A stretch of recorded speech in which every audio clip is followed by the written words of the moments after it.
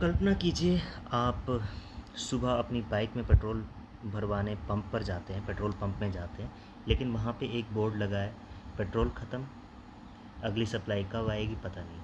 थोड़ी दूर gas agency के बाहर सैकड़ों लोग लाइन पर खड़े हैं। सोशल मीडिया पर अफवाहें उड़ रही हैं कि एलपीजी सिलेंडर ख़त्म होने वाले हैं। दुकानों तक सामान नहीं पहुँचा, ट्रक खड़े हैं, पूरे देश में लोग सिर्फ एक सवाल कर रहे हैं, क्या भारत में तेल संकट आने वाला है?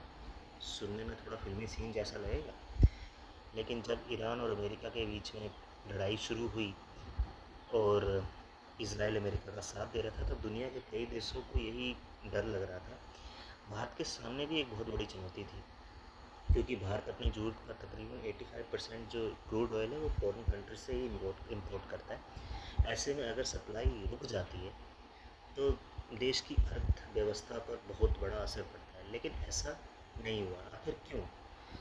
क्या सरकार के पास कोई सीक्रेट प्लान था या भारत पहले से ही इस खतरे के लिए तैयार था?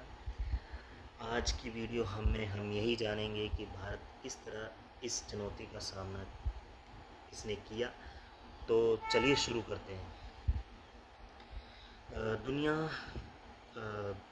आप तो जानते हैं कि दुनिया का एक बहुत महत्वपूर्ण समुद्री रास्ता है, स्ट्रेट ऑफ हॉर्मुज़। दुनिया के बड़े हिस्से का तेल इसी रास्ते से गुजरता है। जब इस इलाके में तनाव बढ़ता है तो सबसे पहले तेल कंपनी और दुनिया के बाजार टेंशन में आ जाते हैं। क्यों? क्योंकि अगर जहाज़ की आवाजाही जो मतलब आ जा रहे हैं, अगर वो इसमें इफ़ेक्ट पड़ेगा तो तेल की कीमतें बढ़ सकती हैं।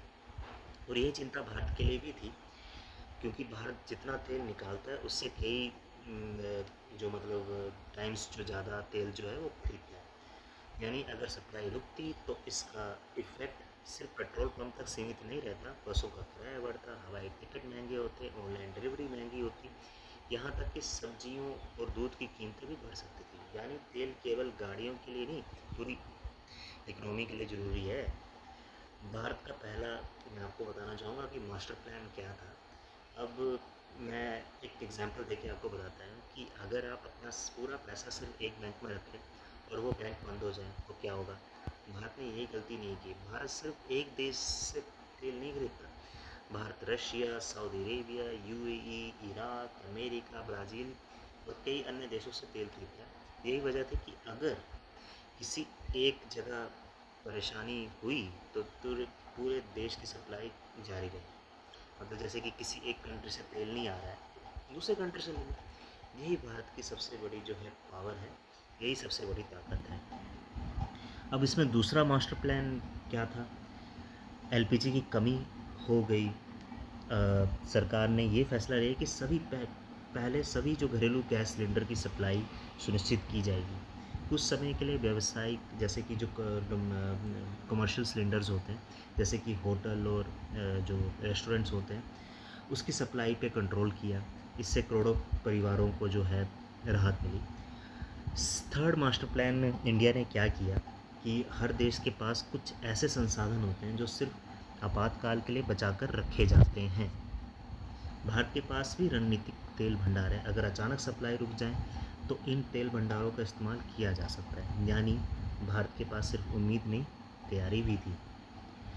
चौथा मास्टर प्लान, इसी बीच भारत की तेल कंपनियां भी खाली नहीं बैठी। उन्होंने दुनिया के अलग अलग देशों से एक्स्ट्रा जो तेल है वो ख़रीदना शुरू किया। जहाँ ज़रूरत पड़ी वहाँ नए समझौते के जो रिफाइनरियाँ थी उन्होंने लगातार काम जारी रखा। यही कारण था कि पेट्रोल पंप पर सामान्य स्थिति बनी रही।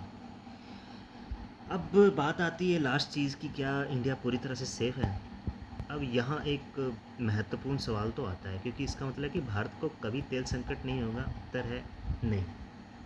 अगर भविष्य में बहुत बड़ा और लंबे समय तक चलने वाला वैश्विक युद्ध हो या कई महीनों तक तेल की सप्लाई रुक जाए तो भारत सहित दुनिया के कई अधिकांश जो कंट्रीज़ हैं उनमें काफ़ी मुश्किलें आ सकती हैं। भारत इस संकट से अच्छी तरह संभला, लेकिन ऊर्जा सुरक्षा पर लगातार काम करना अभी भी ज़रूरी है।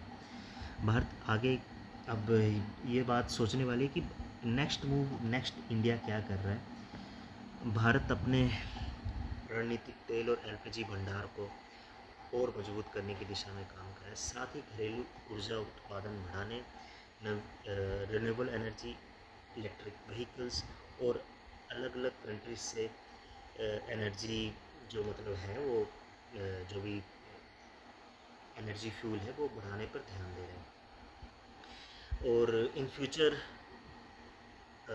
भारतीय सुनिश्चित कर रहा है, ये चीज़ कर रहा है कि जब भी फ्यूचर में कोई चुनौतियां आएँ तो भारत उससे मजबूती के साथ लड़े। अब फाइनल कंक्लूजन यही निकलता है कि ईरान अमेरिका तनाव ने पूरी दुनिया को ये याद दिलाया कि ऊर्जा केवल एक व्यावसायिक वस्तु नहीं है, बल्कि किसी भी देश की नेशनल सिक्योरिटी का एक इम्पोर्टेंट पार्ट है। भारत इस चुनौती को इसलिए बेहतर तरीके से निपट पाया क्योंकि उसने पहले से कई देशों से तेल खरीदने की स्ट्रैटेजी बना ली थी।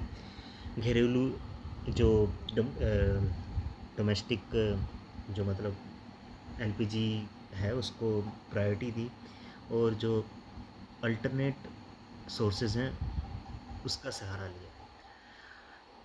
हालांकि वैश्विक ऊर्जा बाजार आज भी अनिश्चित है और किसी बड़े भू राजनीतिक संकट का असर पूरी दुनिया पर पड़ सकता है।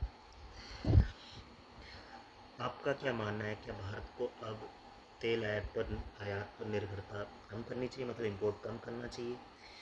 अपनी राय कमेंट पर ज़रूर दीजिए, और हाँ, वीडियो पसंद आया तो उसे लाइक कीजिए और मेरे चैनल को ज़रूर सब्सक्राइब कीजिए और अपने फ्रेंड्स को भी ये वीडियो शेयर कीजिए। Thank you.